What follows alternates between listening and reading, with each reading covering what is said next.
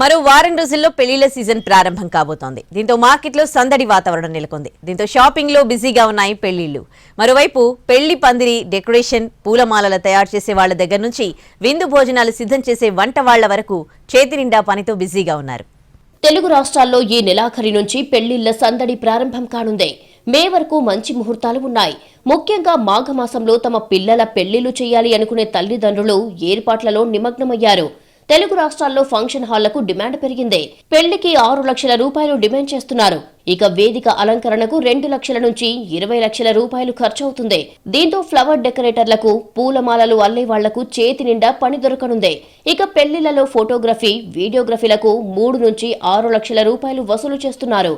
అతిథులకు వడ్డించే భోజనాలకు కూడా భారీగా ఖర్చవుతుంది. ఫంక్షన్ హాళ్లలో జరిగే పెళ్లిళ్లలో వడ్డించే భోజనాల్లో ప్లేటుకు 1000 రూపాయల వరకు ఖర్చవుతుంది. అయితే వడ్డించే ఆహార పదార్థాలను బట్టి ధర ఉంటుంది.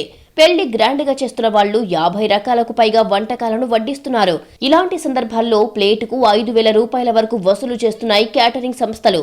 పెళ్లిళ్ల పుణ్యమాని వంట వాళ్లు బిజీ అయ్యారు.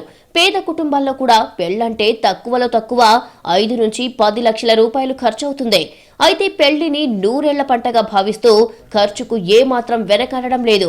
అప్పులు చేసి మరీ ఖర్చు చేస్తున్నారు.